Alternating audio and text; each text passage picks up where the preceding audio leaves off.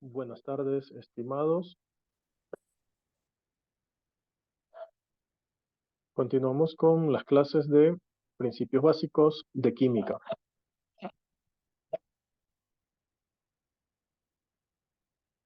Hoy vamos a ver la unidad 1, específicamente el tema de el sistema internacional de unidades. El contenido es, vamos a ver introducción, importancia del sistema de medidas. Como segundo punto, definición del sistema internacional de medidas. Luego, unidades de medida en química y algunos ejercicios. Y finalizaremos con resumen y conclusiones. El objetivo de esta clase de hoy va a ser comprender los fundamentos del sistema internacional de medidas, familiarizarse con las unidades básicas de medida utilizadas en química, aplicar el conocimiento del sistema internacional de medidas para realizar conversiones entre unidades de materia. Como conceptos previos, se requiere los conocimientos de bachillerato, de química de bachillerato general unificado.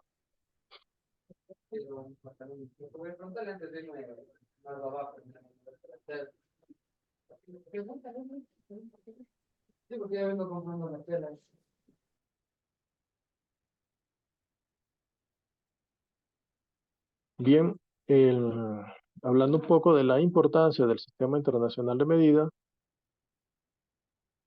tenemos que en primera instancia es la universalidad y la estandarización que se lleva a cabo con este sistema, ya que proporciona un sistema de unidades estándar que es aceptado internacionalmente y permite a los científicos comunicarse y compartir información de manera precisa y coherente.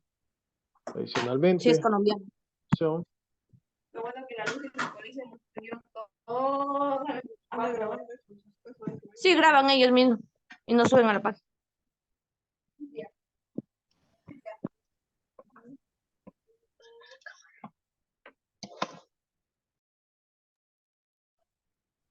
ya.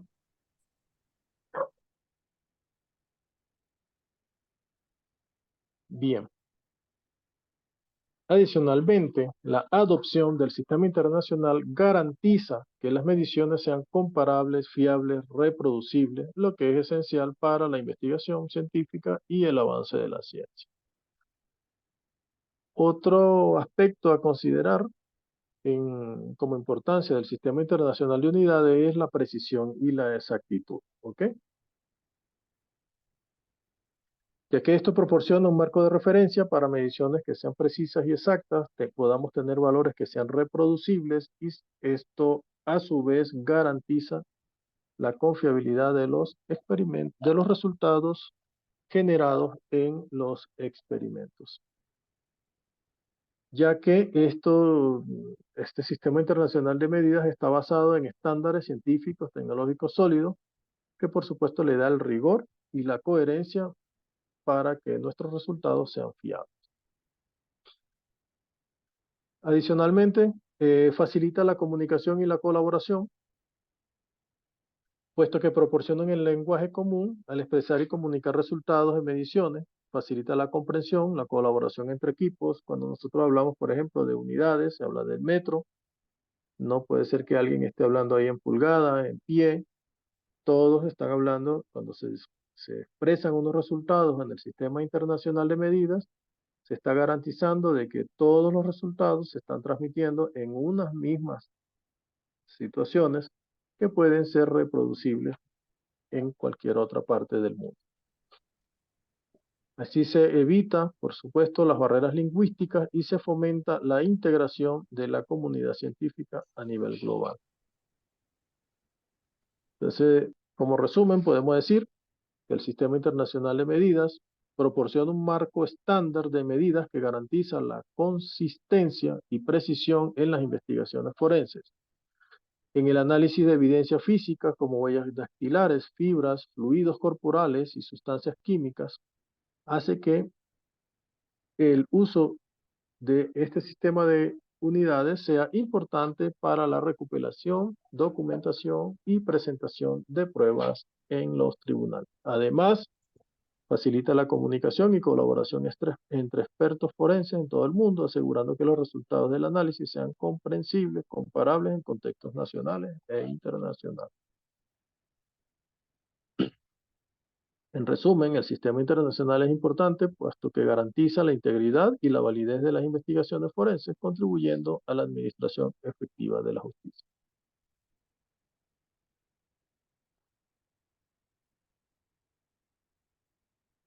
Yo he comenzado puntualmente mis clases considerando que algunos sectores del país han tenido la incidencia del servicio eléctrico y mis clases están siendo grabadas totalmente, ¿de acuerdo? Pueden intervenir en cualquier situación que ustedes consideren necesarias.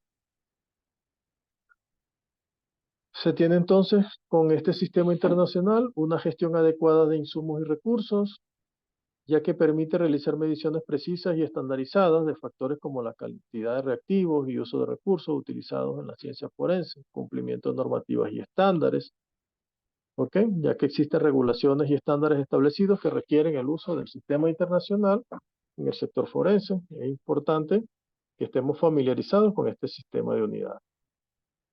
Aquí tenemos en esta diapositiva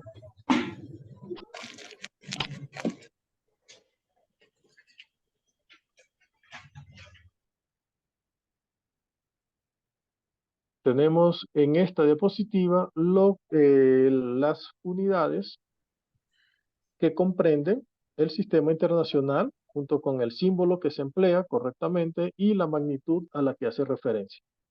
Esto lo hemos dividido, esta diapositiva, en dos bloques, como pueden verificar. El grupo superior son las llamadas fundamentales, ¿ok? Llamadas magnitudes fundamentales, y en el inferior las suplementales.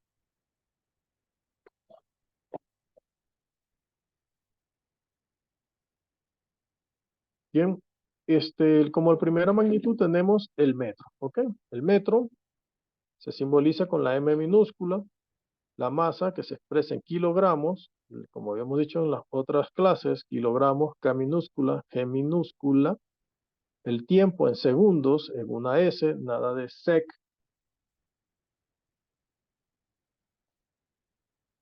¿Ok? A veces que las personas ponen sec, SE, no. Segundos se expresa, se simboliza con la letra S y en minúscula. Él habla en por dos, verás, pues escucharás. Ahora se menciona. Te agradece cuando ingresen, por favor, desconectar el micrófono. Y en la medida que vayan participando, si pueden activarlo sin necesidad de alguna observación, ¿vale? La intensidad de corriente eléctrica, que se simboliza con la A mayúscula, amperio. Temperatura en Kelvin, fíjese, una K mayúscula, a diferencia de este kilogramo, que está aquí, K minúscula, aquí ponemos K mayúscula y tampoco tiene el grado. Se lee Kelvin, no grados Kelvin. Grados Kelvin está incorrecto. Lo correcto es decir, la temperatura en Kelvin, la cantidad de sustancia en mol, así MOL minúscula, y la intensidad luminosa en candela se escribe así, CD en minúscula. Por otra parte, las unidades suplementarias, por ejemplo, tenemos el ángulo plano que se expresa en radián y se escribe el símbolo RAD, las tres letras en minúscula, y el ángulo sólido, la unidad es estéreo radián, y se escribe el símbolo S minúscula, R minúscula. ¿Alguna pregunta hasta ahora?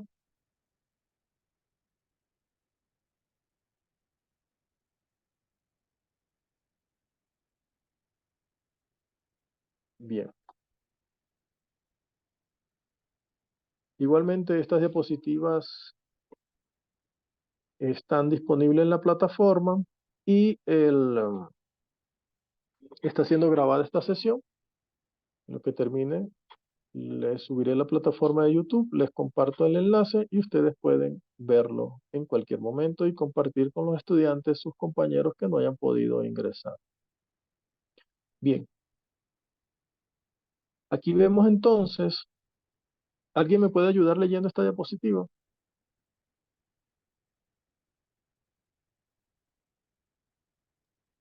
Sí, Listen. Gracias. Metro. Es la distancia entre dos trazos realizados sobre una barra de platino e iridio que se conserva en la Oficina Internacional de Pesas y Medidas de París. Bien, En María. 1960. Vamos a hacerle una pausa ahí. Sí, gracias. Igualito va a seguir leyendo, solo quiero hacer una pausa, ¿ok? Para explicar un poco. La primera definición de un metro, ¿ok? Había bastante incertidumbre, sobre todo al término de alguna comercialización, que cada persona medía, si iba a medir una distancia, lo medía en varas o lo medía en brazadas. Entonces imagínense yo que, no sé, mido más de 1,80. ¿Cuánto será una brazada mía? Una brazada de una persona muy pequeña. Y entonces había bastantísimo problema en comercialización. Entonces, hasta que por fin en París, en la Oficina Internacional de Pesas y Medidas de París, dijeron, no, no, no, no. Un metro no es cualquier cosa. Entonces, se puso en esta varita de platino e iridio, se hizo un trazado y se tenía esto. Pero bueno, después se hicieron otras definiciones. A ver, ahora sí, María José. Se hicieron otras definiciones, ¿vale? En 1960 se vuelve a medir como 1.650.763,73 longitudes de onda de luz anaranjada rojiza emitida por el átomo de Krypton 86. Imagínense ustedes. Aquí fíjense que ya en el año 1960 comienza a haber algunos cambios. Dice, bueno, pero es que ya va la varilla, esa vara que está ahí, esa barra de platino a iridio también es sujeta a los cambios de temperatura, se puede oxidar, es decir, puede estar afectada por condiciones externas. Entonces dijeron los químicos, no señor, no nos vamos a quedar con esto. Entonces se toma una longitud de onda, un determinado número de ondas de la luz del átomo de Krypton 86 y se toma como referencia para el metro. Y eso se cambia en 1983, ¿qué dice María José? En 1983 se redefine como la longitud recorrida por la luz en el vacío del tiempo de 1/299.792.458 segundos. Esta es la última de para que entiendas esta clase. Porque yo también. Gracias, gracias María José. Vamos a ver aquí. Ya. Bien, ¿qué me puedes decir? Bueno, María José, ¿qué curiosidad puedes explicarnos? ¿Ya sabías esto? ¿Qué conceptos tenías tú del metro?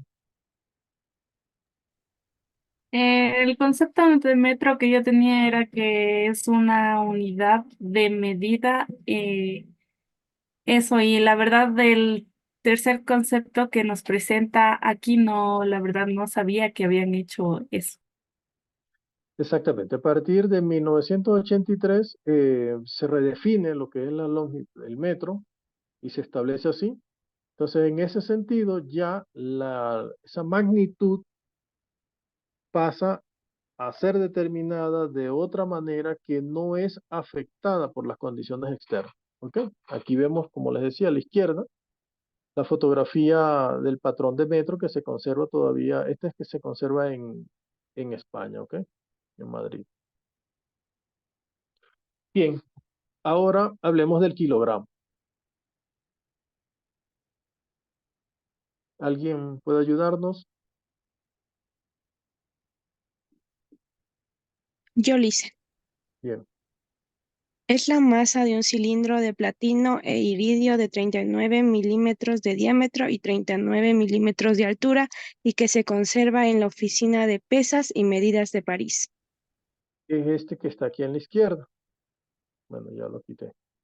Es este que está aquí en la izquierda. ¿Ven cómo se han ingeniado de ponerlo encerrado en un recipiente y ese recipiente encerrado en otro recipiente para que no sea afectado por las condiciones externas? ¿Ok?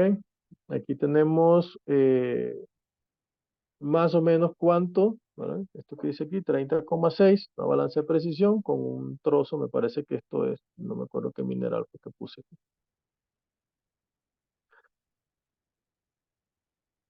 Ok, vale. Aquí en estas diapositivas tengo algunos diferentes tipos de balanzas y este, por ejemplo, lo llamamos granatario porque podemos pesar valores en gramos, ¿ok?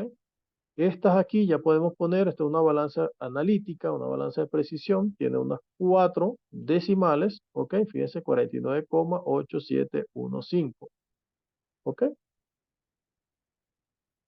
Ya aquí esto, una romana, algo un poco más tosco, más grueso, dependiendo digamos, del grado de precisión que nosotros requerimos en nuestros cálculos, ¿ok? Aquí tenemos una balanza de 2 platillos que ya hemos visto. Esta es una balanza que también es una masa que está estandarizada y muy probablemente se tenga que estandarizar con las primeras que teníamos aquí inicialmente. A ver, ¿quién más?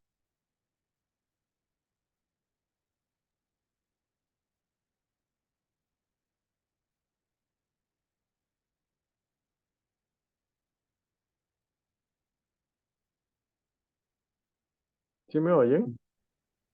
Yo, Sí. Venga, José. Ujú, José viene. Active su micrófono y comiencen a hablar de uno. ya. Segundo, se define a veces, aunque se sabe que no es un valor constante, con la fracción 1 sobre 86.400 del día solar medio, tiempo que tarda la Tierra en dar una vuelta sobre su eje de rotación. Ya, vamos a hacer aquí igual una pausa, ok, gracias. Ya, después seguimos, José. Fíjense que aquí una de las definiciones que se tenía era 1 entre 86.400 el tiempo que le tomaba a la Tierra en darle la vuelta en una rotación. ¿Ok? Entonces, eso era bastante complicado para hacer esos cálculos y fue redefinido en 1967. A ver, José, ¿cómo se definió eso?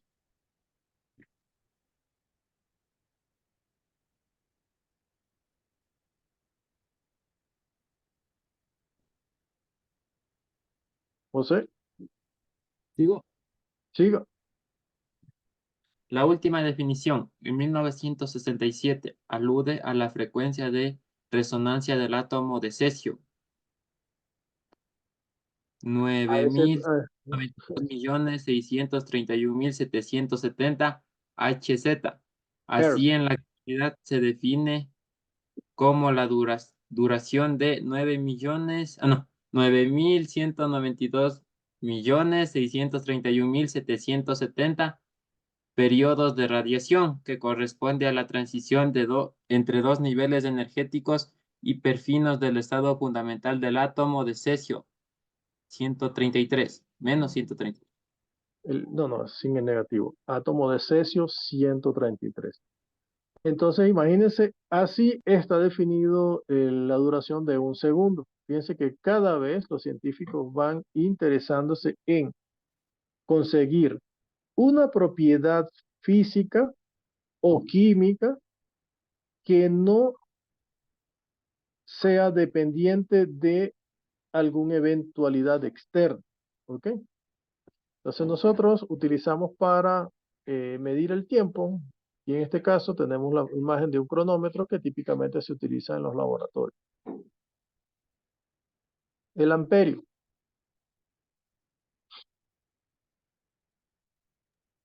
Es la intensidad de una corriente eléctrica que al circular en el mismo sentido por dos conductores paralelos infinitamente largos situados en el vacío y a 1 metro de distancia, hace que se atraigan con una fuerza de 2 por 10 a la menos 7 newton por cada metro de longitud. Muy bien, Kiara, excelente. Esto, aquí vemos un amperímetro, que es el que típicamente se utiliza para medir la intensidad de corriente. ¿Ok? Estos instrumentos se calibran.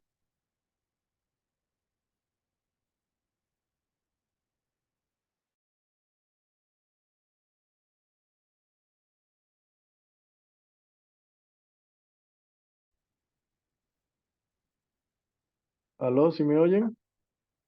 Ya. Sí, sí, parece que se me fue momentáneamente el internet.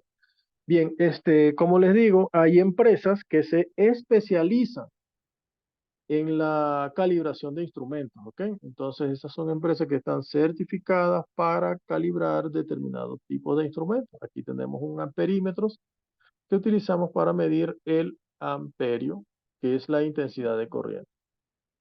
A ver, ¿quién me habla del Kelvin?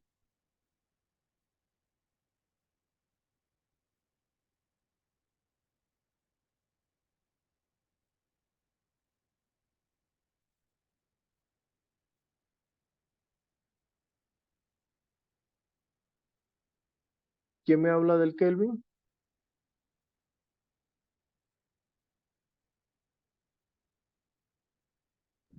Yo lo hice. Sí, sí, adelante. Kelvin, la escala termodinámica de temperatura se adoptó en la Sexta Conferencia General de Pesos y Medidas celebrada en París en 1960 y se define como la fracción de 1/273,16 de la temperatura termodinámica del punto triple del agua. Ya un momentico aquí, voy a hacer una pausa. Bien, ya, y después seguimos, ¿vale? Entonces aquí es una escala termodinámica de temperaturas, ¿ok? Entonces, en 1960, igualmente en París, se tomó como la escala de Kelvin una fracción de 1 entre 273,16 la temperatura del punto triple del agua. ¿Sabe cuál es el punto triple del agua? Líquido, sólido y gaseoso. Es el punto en donde se consiguen los tres estados de agregación. Muy bien, seguimos, Yomara. ¿Cuál era tu nombre? Perdón, tu nombre. Joan, con Joana. esto, la temperatura de congelación del agua a la presión de 1 atm se De una tomó una atmósfera. de una atmósfera se tomó como 273,15 Kelvin y la evolución de 373,15 Kelvin. Sí, ya vamos a arreglar esto aquí, que aquí es como aquí es.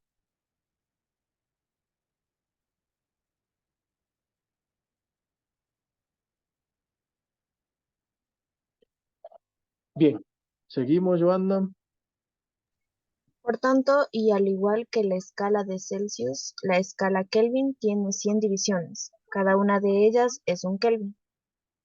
Bien, muy bien, Joana. Aquí vemos entonces en esta figura la comparación de las tres unidades de temperatura que principalmente se utilizan. En el sistema internacional, la que se ha aceptado es el Kelvin. Entonces vemos aquí, tiene a su lado escala en Celsius y en Fahrenheit.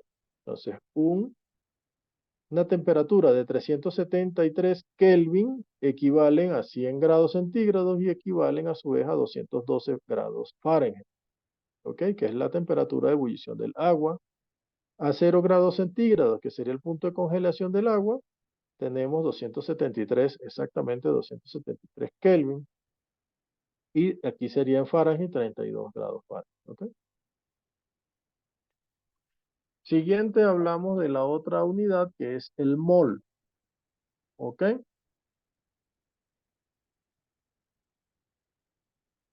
A ver, ¿quién nos ayuda aquí? Ya, yo. El mol es la cantidad de sustancia que contiene tantas unidades elementales de materia, átomos, moléculas, iones, como las que hay en 0,012 kilogramos de carbono menos 12. 6,023 por 10 a la 23. Este número es el que conocemos como número de Avogadro. Bien, muy bien, Christopher. El número de Avogadro, exactamente, es el que utilizamos para el concepto de mol, que es la cantidad de sustancia que contiene las unidades elementales de la materia. Por ejemplo, si estamos hablando de azúcar de mesa, entonces estaremos hablando de moléculas. ¿Ok? Si estamos hablando, por ejemplo, de un metal, estaríamos hablando de los átomos metálicos. ¿Ok? Si estamos hablando, por ejemplo, de sodio que está en disolución acuosa, estaremos hablando entonces de moles de iones, ¿ok? Entonces, el mol es una unidad que bueno, yo le hago bastante relación y le explico a mis estudiantes como si fuese, no sé, si nosotros hablamos de una cubeta, por ejemplo, sabemos que es una cubeta de huevos, ¿cierto? Y ya sabemos que una cubeta de huevos trae 30 huevos, ¿cierto? En cualquier parte de aquí de Ecuador hemos adoptado eso. Y bueno, en otras ciudades, en otros países lo venden como una cubetita de 12, ¿ok? Es más frecuente verlo así como unas cubetitas de 12. ¿Qué más le iba a decir? Lo mismo, nosotros hablamos de una resma de papel y ya todos sabemos cuántas hojas tiene una resma de papel. ¿Cuántas hojas tiene?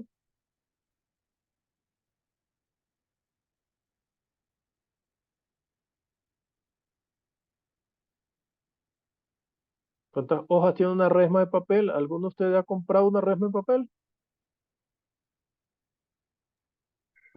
500, dicen. 500 lisen, 500 páginas, sí señor. ¿Y cuántas hojas tiene una? ¿Yo cuál es la cosa? 500 hojas, ¿cierto? ¿Y cuántas páginas tiene una resma de papel que no se haya usada y que esté cerrada? Ashley, casi no te escuché. 1000 páginas. Exactamente. Muy bien. Entonces, quiero decirle con esto que si yo les digo a ustedes una cubeta tenemos que decir de qué, una cubeta de huevo. Por ejemplo, puedo decir una cubeta de piola, por ejemplo. Eso sería muy raro. Que alguien le diga a usted, mire, una cubeta de piola. Él va a decir, no sé de qué me está hablando. Lo mismo, una resma. Ya usted sabe que es una resma de papel. ¿Ok? Lo mismo le digo, si yo estoy hablando de un mol, usted me va a preguntar un mol de qué. Un mol de azúcar de mesa, un mol de iones sodios disueltos en agua, un mol de hierro metálico. ¿Me explico?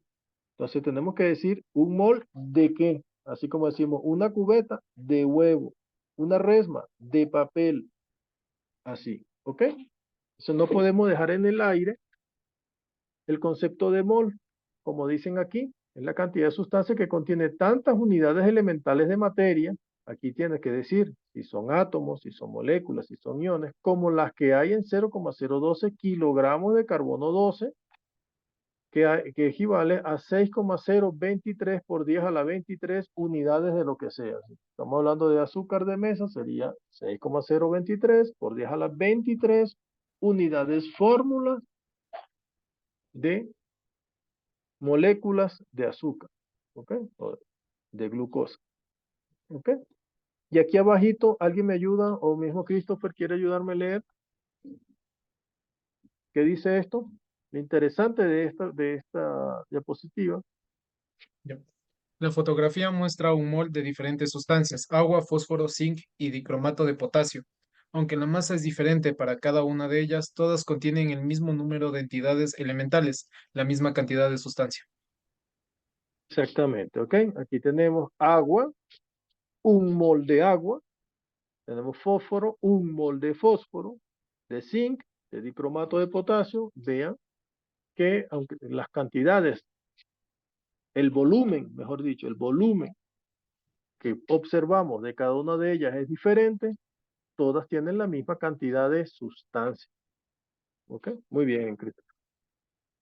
A ver, ¿quién nos ayuda con esto?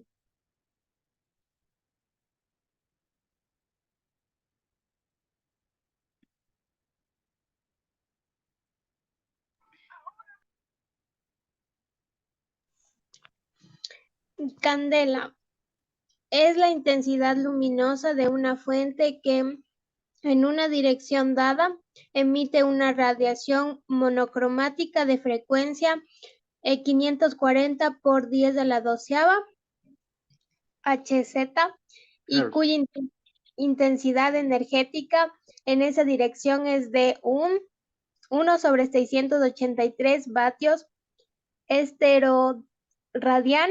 El esteroradian es una unidad suplementaria del SI, cuya definición mostraremos en detalle más adelante. Bien, gracias. Entonces, aquí estamos hablando de una luz monocromática, ¿ok? Ustedes saben que la luz blanca es una luz policromática. De hecho, cuando la pasamos a través de un prisma, podemos ver que la luz se difracta y podemos ver como una especie de arco iris, que son las luces que componen las longitudes de onda que componen a la luz de la cual proviene.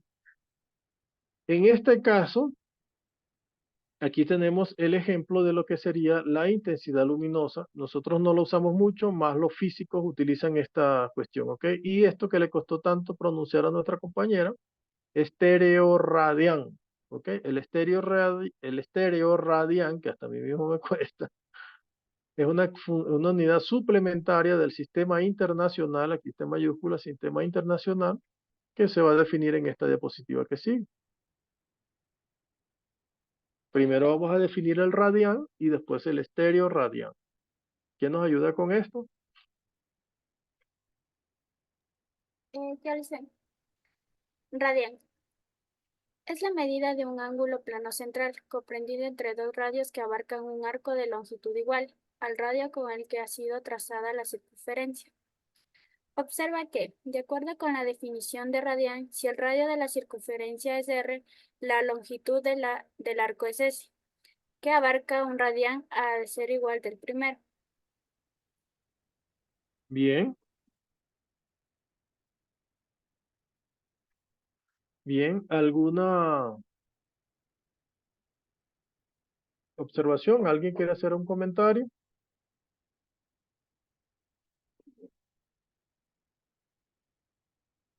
¿Alguien había escuchado ese concepto, radián?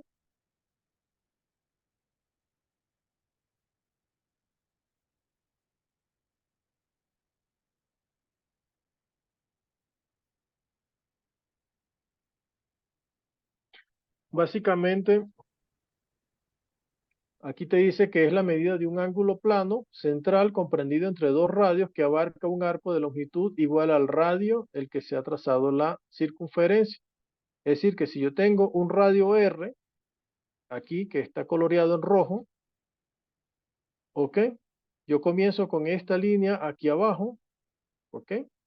Y ahora comienzo a girarlo en sentido antihorario y tengo que recorrer aquí, por esta línea discontinua, una distancia que sea exactamente igual que el radio. ¿Ok? Entonces, cuando yo tengo esto, que es exactamente igual que el radio, es justamente un radián. ¿Sí? Y también podemos tomar aquí como referencia que un pi es igual a ¿cuánto? A 180 grados. ¿Ok?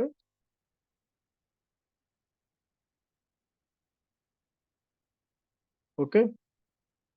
De tal manera que 2pi sería una vuelta completa. Aquí tenemos que 2pi radianes es igual a una vuelta completa. ¿Sí? Esto lo utilizamos fundamentalmente cuando hacemos trigonometría, cuando hacemos, ¿qué más cosas? Exacto, cuando estamos haciendo trigonometría, utilizamos bastante este concepto de pi y de radian. ¿Ok? Ahora sí, el estéreo radian.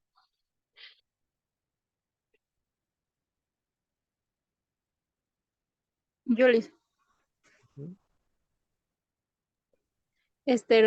esteroradián, pues el ángulo sólido que con vértice en el centro de una esfera, abarca una área de la superficie esférica igual a la de un cuadrado que tiene por lado el radián de la esfera. En otras palabras, ángulo sólido que corresponde a un casquete esférico cuya superficie es igual al cuadrado del radián de la esfera. En la Vale, imagen, vamos a R dejarlo. es el radio de la esfera, por tanto, el valor de la superficie esférica será equivalente a R al cuadrado. Esto es, el área de la superficie de un cuadrado de radio R. Bien, Anaí, gracias. Como se imagina, aquí habíamos visto lo que es un radián. Fíjense que tenemos que ver el radio de esta circunferencia y entonces abrimos hacia la izquierda en sentido antihorario de un ángulo de tal forma que el recorrido que hagamos sea exactamente igual al radio de la circunferencia.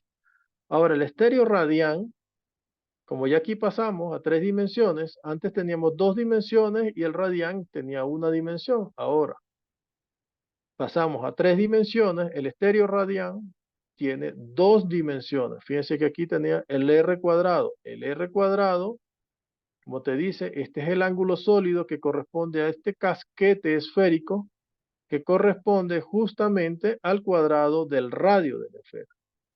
¿Ok? ¿Sí? ¿Alguna pregunta? No, Lice. Bien. Bueno, aquí tenemos algunos ejercicios, ¿ok?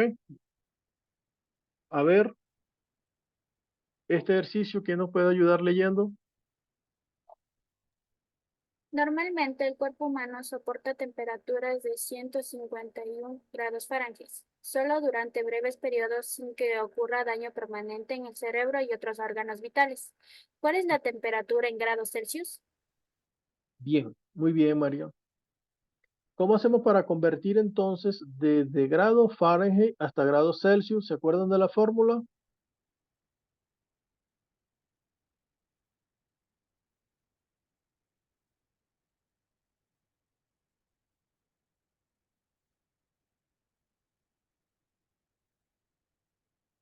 ¿Se acuerdan de la fórmula para convertir unidades? Esa la vimos en la clase pasada.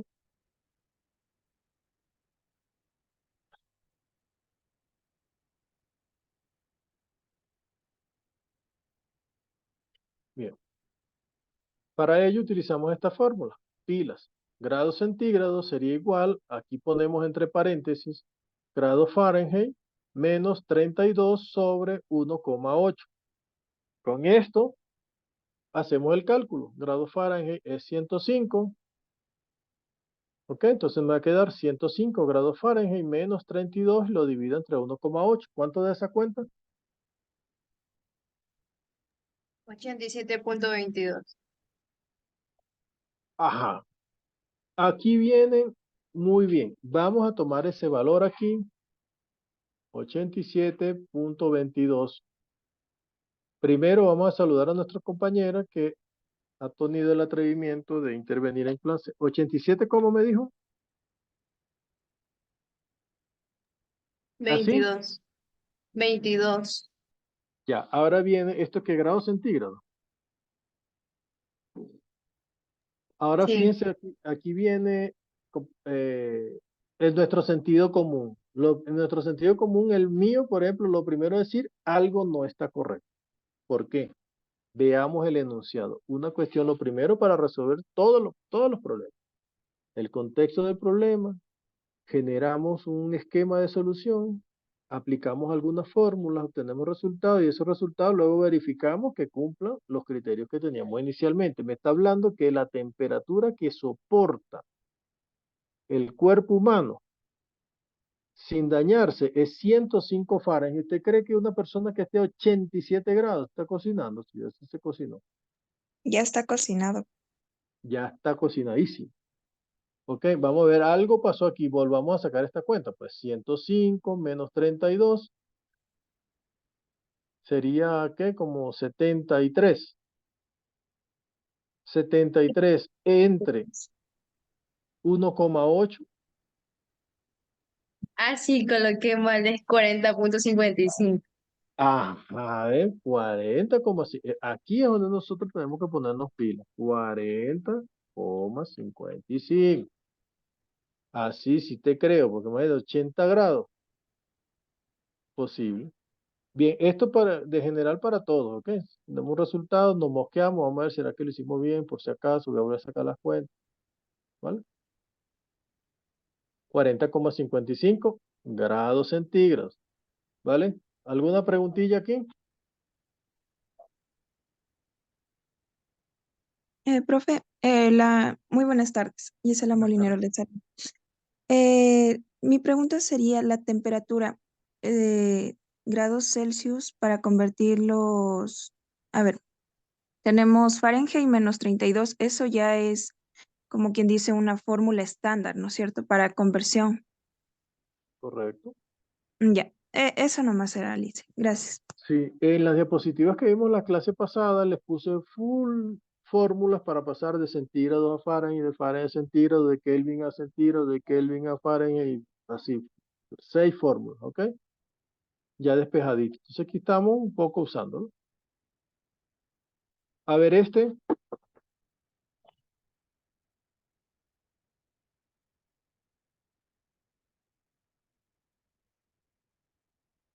ejercicio, a ver quién nos ayuda.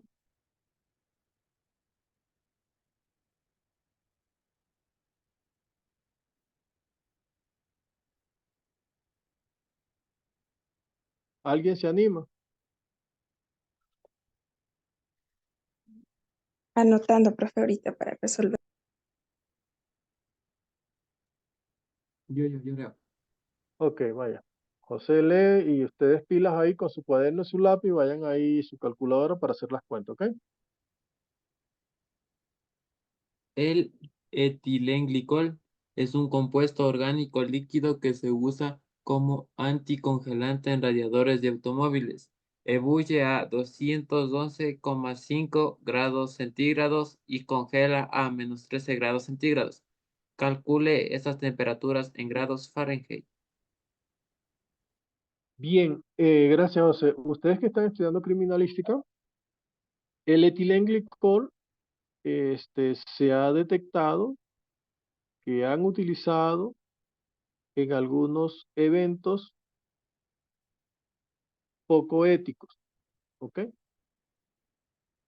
Hay registros, por ejemplo, que se ha utilizado para darle a ingerir a una persona y esto le ocasiona un daño tan terrible que le ocasiona el daño más terrible que le pueden dar a una persona.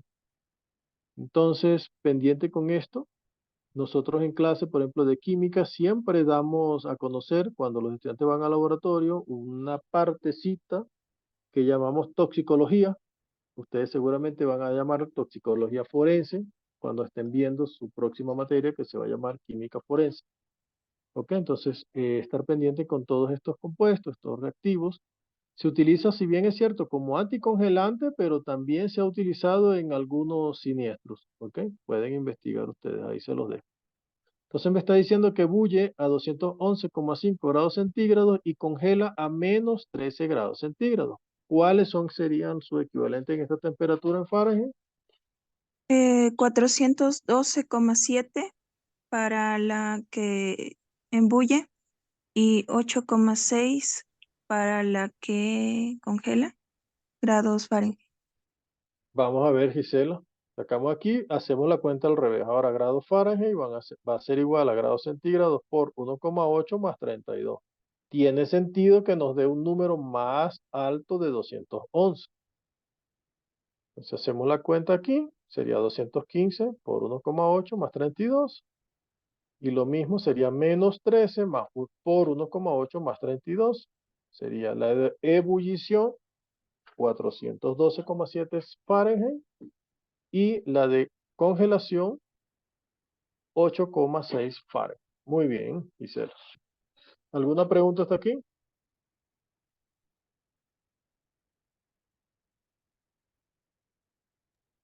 Continuamos. A ver este.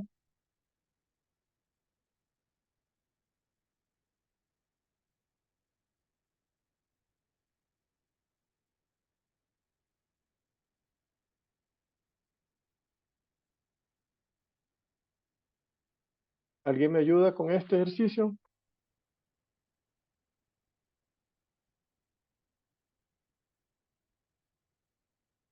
Bien. 11.172. Ah, ya es el cálculo. Vale, y se la vamos a ver. ¿Alguien por ahí quería leer el enunciado? Yolis, C. Venga. La temperatura en la superficie solar es de unos 6.300 grados Celsius. ¿Cuál es la temperatura en grados Fahrenheit? Bueno, ahorita usamos la misma fórmula. Tenemos grados Fahrenheit igual a grados centígrados por 1,8 más 32. Entonces sería esto multiplicado por 1,8 y luego le sumamos 32. Tenemos 11.372 grados Fahrenheit. Muy bien. Ahora esta, tenemos un papel que se está quemando aquí.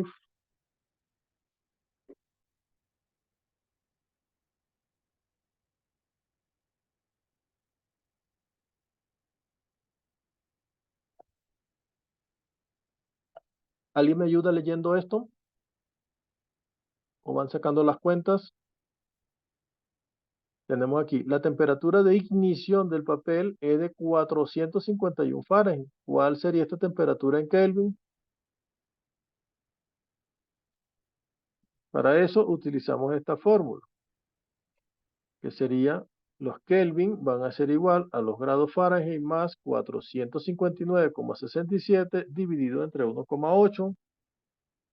Hacemos las cuentas con 451 grados Fahrenheit, que es la temperatura a la cual se incendia el papel, y nos queda que la temperatura en Kelvin va a ser igual a 505,92 Kelvin. ¿Ok?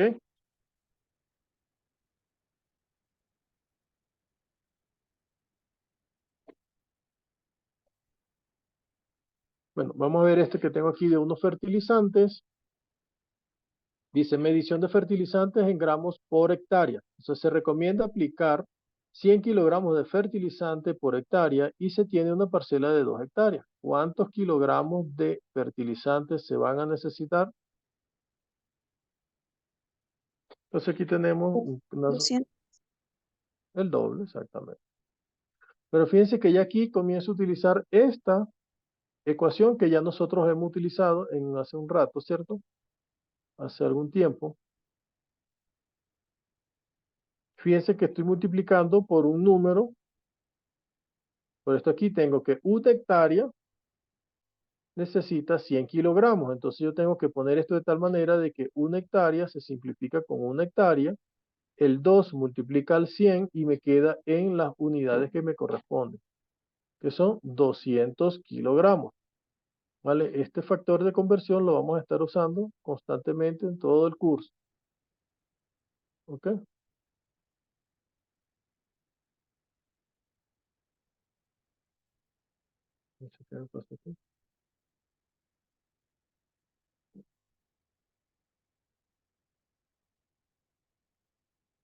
Ok. ¿Sí? Me borró la barra de aquí. Bien, entonces aquí nos queda directamente en 200 kilogramos. Muy bien. Ah, fue que dejé de compartir. Ya va.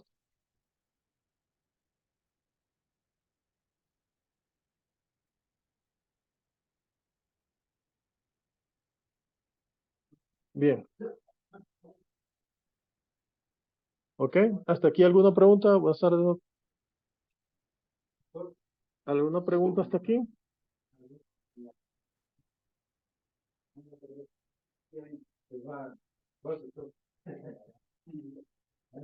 Vamos.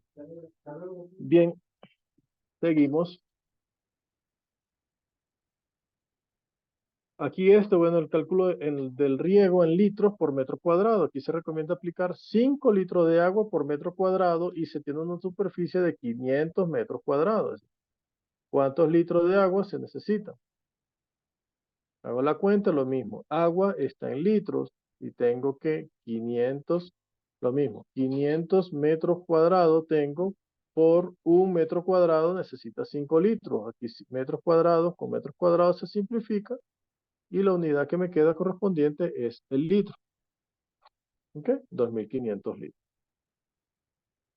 Algunos que tengo aquí para pesticidas.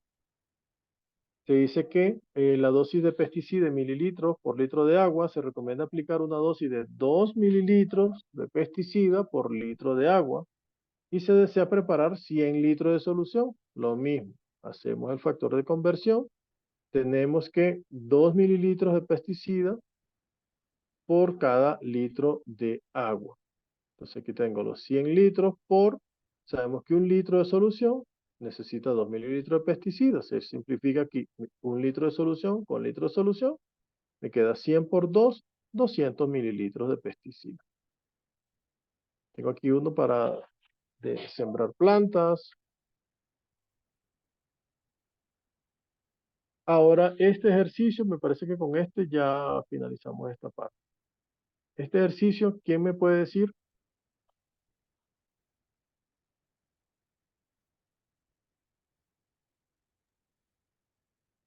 Bien, Un un adulto en adulto. Bien, ya Giselle. ya. Un adulto en reposo precisa casi 240 mililitros de oxígeno puro por minuto y tiene una frecuencia respiratoria de 12 veces por minuto.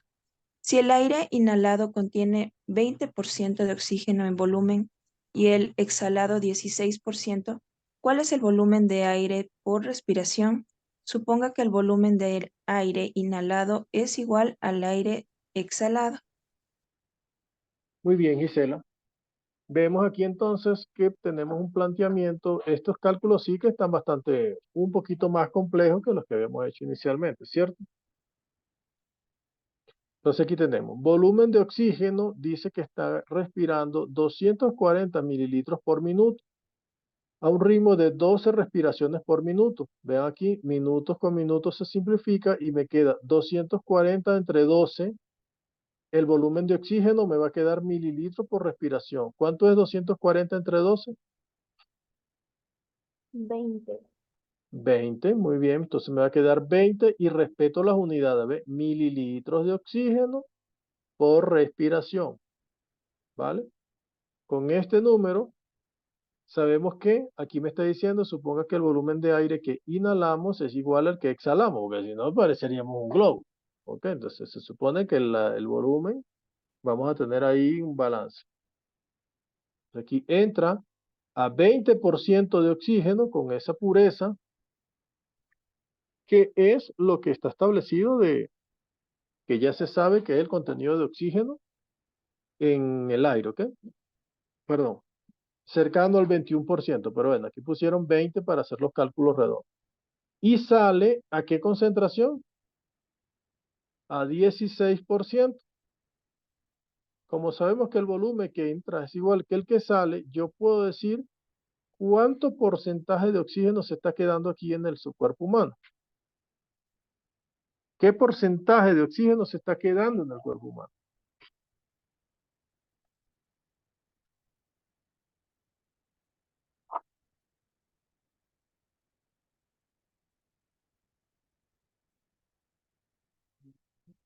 Está ingresando 20%, sale 16%.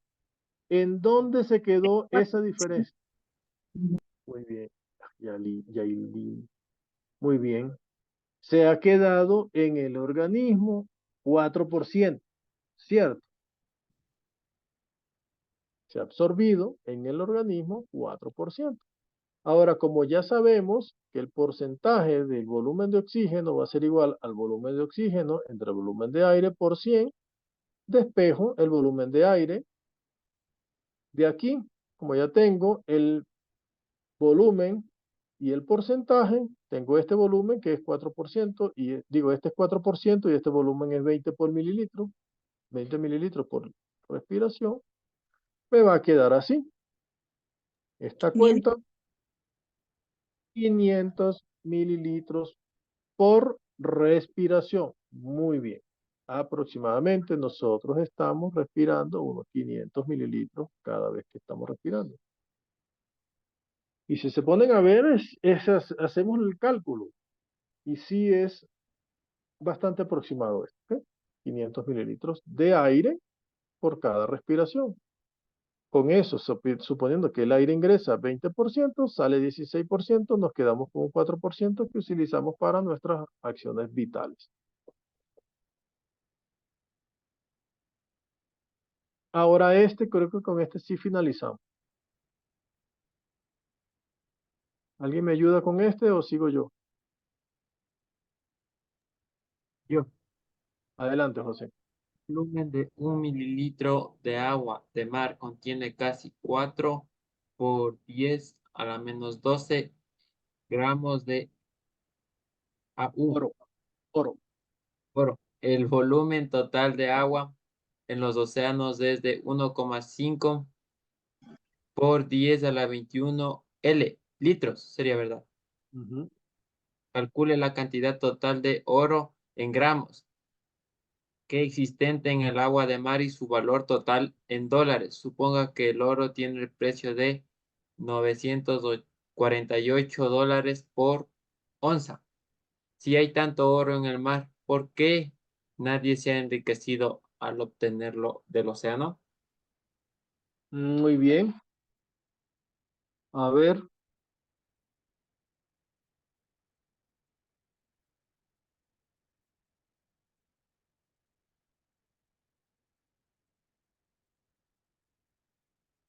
A ver. ¿Alguien quiere darnos una orientación? Gracias, José, por la lectura. Fíjense que me está diciendo que un mililitro, perdón, de agua de mar contiene casi 4 por 10 a la menos 12 gramos de oro. Me están dando el volumen total que hay en los océanos de agua, volumen de agua que hay en los océanos, y me piden calcular la masa total de oro que hay disuelta en el mar.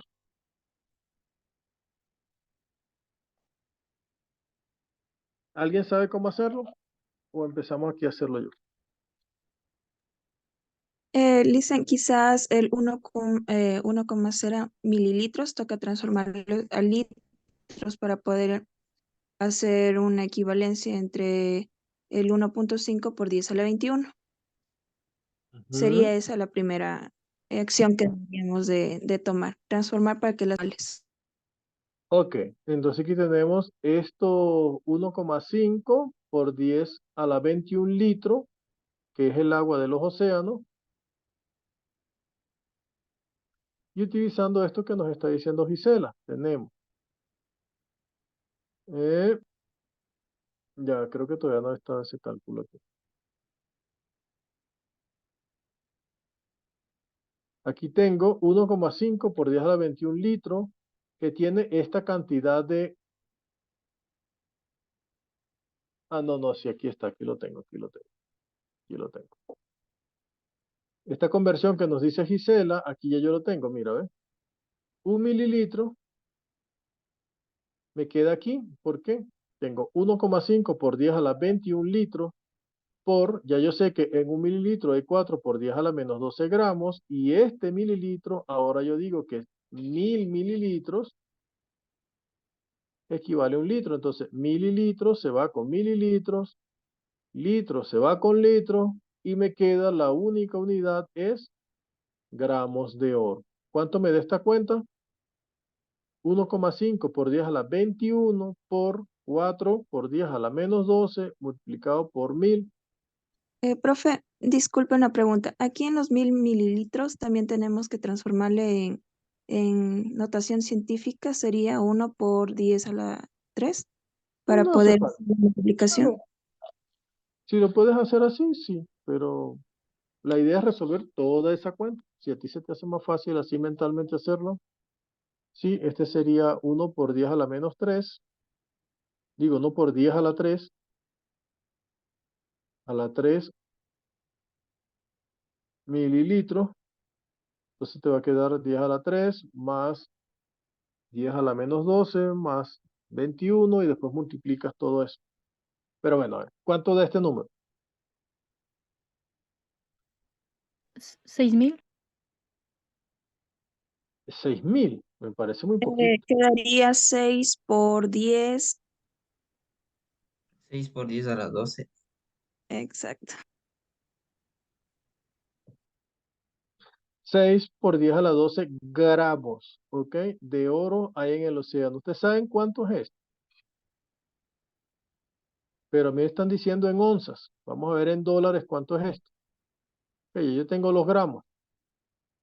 Ok, me están diciendo que una onza vale 948 gramos. Entonces tengo que pasar estos dólares, perdón. Tengo que pasar estos gramos a onza y después hacer el cálculo. Entonces tengo 6,6 por 10 a la 12, por ejemplo, 6 por 10 a la 12 gramos por una onza, son 28,34 gramos. Aquí, gramos se va con gramos. Y tengo que una onza vale 948 gramos digo, 948 dólares. ¿Cuánto da esto? Onza se va con onzas, gramos con gramos, me queda directamente en dólares, ¿ok? ¿Cuánto me da ese numerito? 2,01 por 10 a la 14 dólares. A ver. Exacto, 2,01 por 10 a la 14 dólares.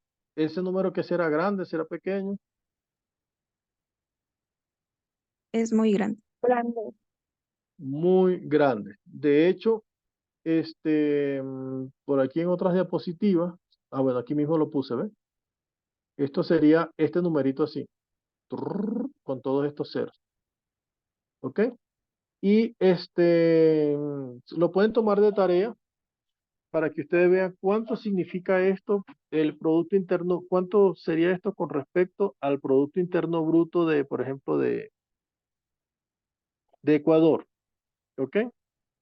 Y cuánto sería con respecto al Producto Interno Bruto de la potencia económicamente más fuerte que tenemos actualmente en el mundo. ¿Ok? Y es un número bien importante. Entonces, la pregunta aquí es, si hay tanto oro en el mar, ¿por qué nadie se ha enriquecido al obtenerlo del océano? Supongo que puede ser el trabajo de extraerlo. Número uno. Mami, siempre estaba en el turno.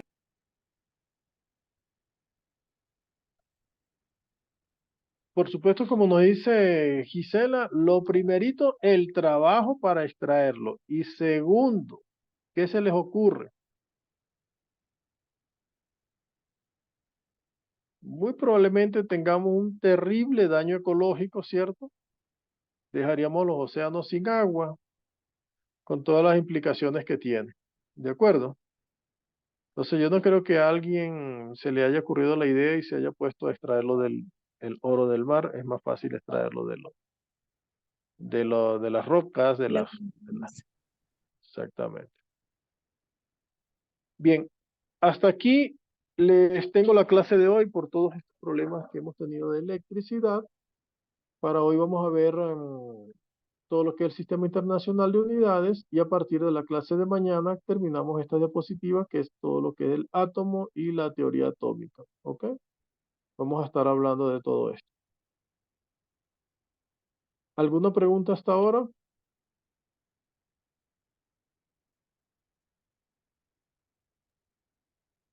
Todo claro, profe, aunque entré un poquito tarde, pero sí entendí la clase. Bueno, Chévere, entré muy bien. muy tarde. Muy bien, Gisela, sí somos conscientes de todos estos inconvenientes. De hecho, estoy tratando de entrar a la plataforma de nuestra universidad y aún no puede conectarse. Y en la mañana yo sí pude entrar y les modifiqué la fecha del examen, que estaba para el 25, se las puse hasta el 30 de abril. ¿Ok? Entonces esperemos que ustedes sí puedan ingresar. Si tienen algunos inconvenientes hasta el 30, por ahí por el 29, me siguen avisando a ver cómo terminamos con esto, ¿ok? Si podemos alargar otra vez la fecha o algo así, ¿vale? Listo, Sí, licenciado. Muchísimas gracias. bien. Que tengan una buena tarde y nos estaremos viendo mañana a las 6 de la tarde, ¿ok? Gracias, licenciada. Que tengan buenas tardes. Hasta luego.